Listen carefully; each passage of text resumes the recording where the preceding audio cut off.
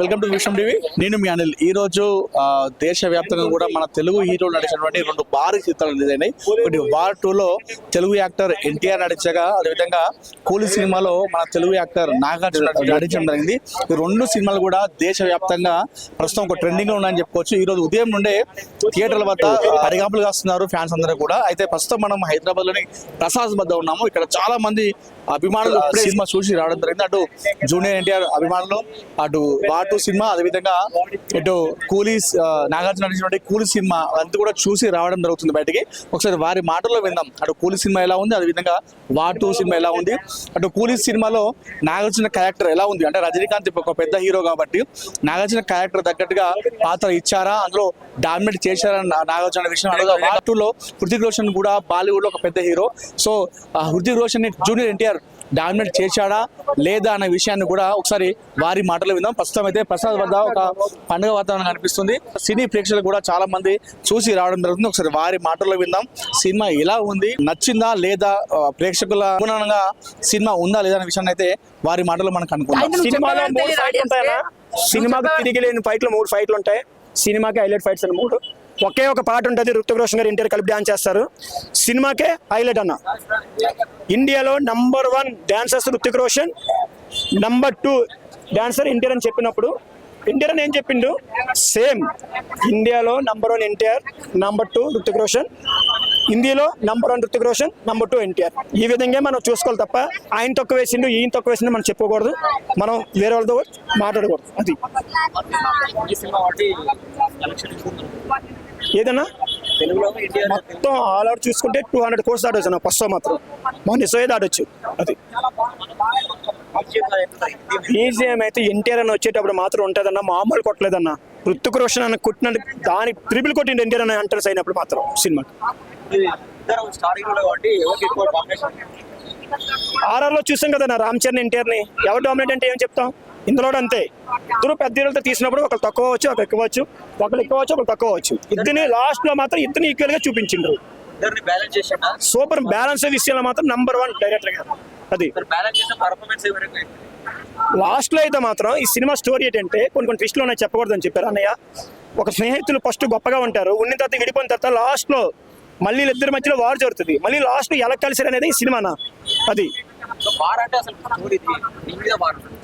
వాళ్ళు ఇద్దరికే వారు, నీ మీద నాకు కోపం ఉంటుంది, నా మీద నీ కోపం ఉంటుంది. ఈ కోపం ఇద్దరు ఎప్పుడు నీ గురించి నేను తెలుసుకొని నాకు మరిద్దరు ఎప్పుడు తెలుసుకొని మళ్ళీ మారుతావు అనేది ఈ సినిమా గురించి వారని పెట్టిండ్రు. అది మంచిగా తీసిండ్రు. ఎన్టీఆర్ అని మాత్రం బాగా చూపించింది. అది ఎన్టీఆర్ అని ఏ విధంగా చూడాలంటే ఆ విధంగా చూపించింది. ఎన్టీఆర్కి హీరోతో సంబంధం ఉందన్నా. ఎన్టీఆర్కి ఎందుకు హీరోయిన్, ఎన్టీఆర్కి హీరోతో సంబంధం లేదు. ఆయన యాక్టింగ్ చేస్తే చాలు, తెర మీద కనబడితే చాలు, అందరికి ఏం అవసరం ఉందన్నా.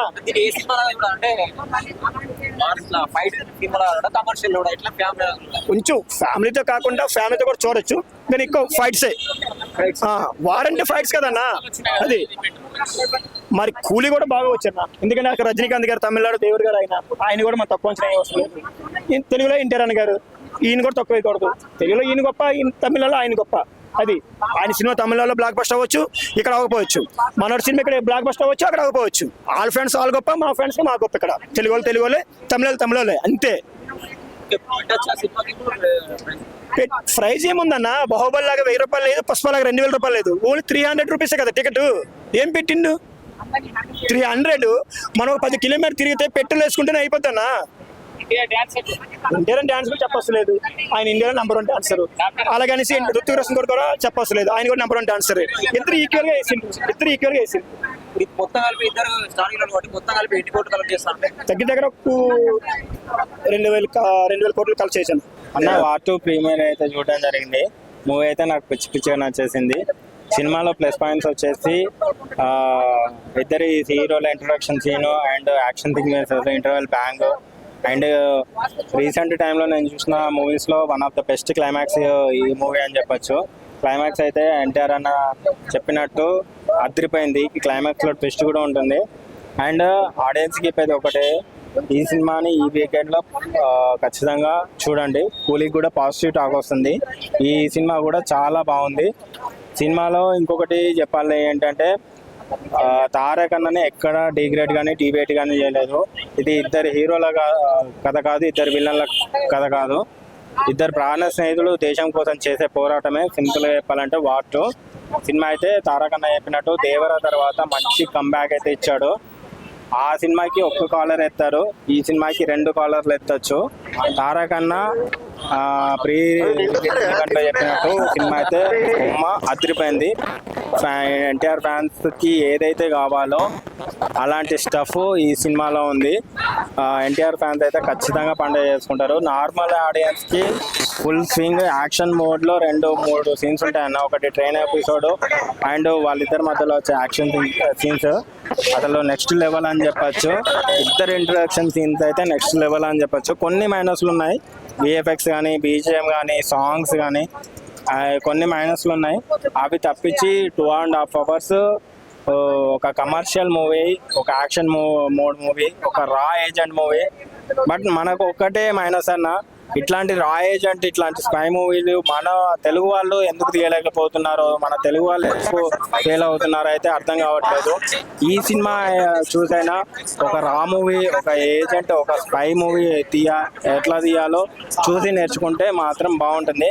బట్ ఇక్కడ ఒక హ్యాపీనెస్ అయితే ఉంది. ఇట్లాంటి ఒక బాలీవుడ్ ఫిలింలో మన తెలుగు ప్రజెన్స్ అనేది ఉండడం లిటరల్లీ హ్యాట్స్ ఆఫ్ అని చెప్పొచ్చు.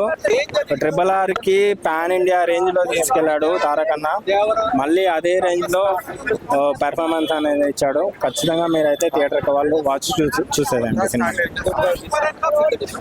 టాలీవుడ్ కాబట్టి సినిమాకి అయితే 400 కోట్లు బడ్జెట్ పెట్టారు. నాకు తెలిసి 700 to 800 అయితే కలెక్ట్ చేయవచ్చు. ఎందుకంటే ఏ సినిమా వీకెండ్ తర్వాత స్టాండర్డ్గా ఉండట్లేదు.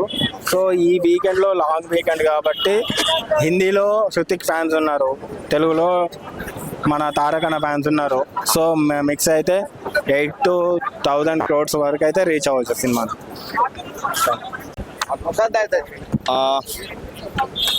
యావరేజ్ టు అబవ్ యావరేజ్ ఉంది. సో 2.5 to 3 వచ్చు. సో మెయిన్ పాజిటివ్స్ అంటే యాక్షన్ బ్లాక్స్ చాలా బాగున్నాయి. యాక్షన్ బ్లాక్స్ ఒకటి, అండ్ ఫస్ట్ హాఫ్లో వచ్చే సలాం అలీ సాంగ్ అయినా, లేదంటే కొన్ని విజువల్స్ అయినా సరే, లేదంటే క్లైమాక్స్లో ఎమోషనల్ సీన్స్ అయినా సరే, దాని వరకు చాలా బాగా వచ్చాయి. కాకపోతే నెగిటివ్ ఏంటంటే మనకి ఇంటర్వల్ బ్యాంక్ మంచిగా ఇచ్చినా సరే సెకండ్ హాఫ్ వచ్చేసరికి పెద్ద స్టోరీ ఏం లేకుండా వాళ్ళ ఫేస్ ఆఫ్ సీన్స్తోనే మొత్తం నడిపించాలనిపించింది. కొన్ని రిపీటెడ్ సీన్స్లో అనిపించాయి. అండ్ అది కాకుండా ఇంకో చెప్పుకోవాలంటే ఇంతకుముందు మనకి వైఆర్ఎఫ్ మూవీస్తో కంపేర్ చేసుకుంటే వాటికంటే మంచి స్టోరీ ఉంది, కానీ ఎందుకో ఒక మంచి బ్యాంగ్ అయితే ఇవ్వలేకపోయింది. మనకి ఇంతకుముందు మూవీస్లో ఏంటంటే ఒక ఎలాగో వాళ్ళ యూనివర్స్ కాబట్టి వేరే హీరోస్ క్యామియోస్ కానీ అలాంటి పెట్టి ఒక హై ఇచ్చేవాళ్ళు, ఇలాంటి హై అయితే ఇలా మిస్ అయింది. దాని వరకు కొంచెం డిసప్పాయింట్ అయింది. ఎక్కడ అంత వా ఫ్యాక్టర్ అనిపించింది. ఈవెన్ మనకి యాక్షన్ బ్లాక్స్ చూసుకున్నా సరే ఆల్రెడీ ఎక్కడ చూసిన యాక్షన్ బ్లాక్స్ అనిపించే తప్ప ఎక్కడ ఒక ఇన్నోవేటివ్ యాక్షన్ బ్లాక్స్ కానీ, ఒక ఇన్నోవేటివ్ స్టోరీ టెల్లింగ్ కానీ, లేదంటే ఒక ఇన్నోవేటివ్ డైరెక్షన్ కానీ అలా ఎక్కడ అనిపించలేదు. మ్యూజిక్ వరకు ఒక సాంగ్ చాలా బాగుంది. మనకి సలాం అలీ సాంగ్ కాకుండా సైతాన్ అని చెప్పి ఒక ఇంట్రడక్షన్ సాంగ్ ఒకటి ఉంటుంది హీరోకి. ఇంట్రడక్షన్లోనే క్లైమాక్స్లోనే సేమ్ సాంగ్ కొట్టాడు, అది దాని వరకు చాలా బాగుంది. అండ్ మ్యూజిక్ కూడా మరీ కొన్ని సీన్స్ అంటే రిపీట్ లాగా అనిపించే తప్ప ఎక్కడ గుర్తుండిపోయే మ్యూజిక్ అయితే ఎక్కడ లేదు. ఆ 2 songs వరకు కొత్త ఎలిమెంట్స్ ఏం రెగ్యులర్ రొటీన్ ఫార్ములా అనిపించింది. కానీ కాకపోతే నార్త్ వాళ్ళకి బాగా ఎక్కొచ్చు, ఎందుకంటే వాళ్ళు ఇలాంటి మూవీస్ చూసి హిట్ చేస్తారు కాబట్టి వాళ్ళ వరకు చాలా అవుతుంది. బట్ తెలుగులో ఏంటంటే ఆల్రెడీ హీరో ఎన్టీఆర్ గారిని ఒక హీరోలా చూసి సడన్ గా వేరే క్యారెక్టర్లు చూసేసరికి వాళ్ళు యాక్సెప్ట్ చేస్తారు లేదనేది మనకి వీకెండ్ తర్వాత తెలుస్తుంది. ఫ్యాన్స్ వరకు ఎందుకో ఎన్టీఆర్ గారి కోసం ఏదో తెలియదు, కానీ చాలా వరకు తగ్గించాలనిపించింది. ఎన్టీఆర్ గారితో కంపేర్ చేసుకుంటే చాలా సీన్లు తగ్గించాలనిపించింది. ఎందుకంటే ఇద్దరు ఫేస్ ఆఫ్ సీన్స్ లో కూడా కంప్లీట్ గా ఎన్టీఆర్ డామినేట్ చేస్తున్నాడు. ఎందుకంటే స్టోరీ మొత్తం ఎన్టీఆర్ చుట్టే తిరిగింది, తను కంప్లీట్ గా డామినేట్ చేస్తున్న ఫీలింగ్ వచ్చింది. లేదు మనకి 30 minutes తర్వాత ఎన్టీఆర్ కూడా వచ్చేస్తారు. అక్కడ నుంచి క్లైమాక్స్ లాస్ట్ వరకు మొత్తం ఆయన ఉంటారు. ఎందుకంటే స్టోరీ మొత్తం తిరిగేది ఆయన చుట్టే. మనకి వన్స్ ఇంటర్వల్ అయిపోయిన తర్వాత స్టోరీ మొత్తం ఆయన చుట్టే తిరుగుతుంది. ఫస్ట్ హాఫ్ వరకు కొంచెం అటు ఇటుగా ఉన్నా సరే సెకండ్ హాఫ్ మొత్తం కంప్లీట్ గా ఎన్టీఆర్ అయితే డామినేట్ చేస్తాడు. 2.5 to 3 ఎందుకంటే ఇంకొంచెం ఒక మంచి బ్యాంగ్ ఇచ్చుంటే బాగుండదు అనిపించింది. క్లైమాక్స్ వరకు కొంచెం డిసప్పాయింట్ అయ్యాం.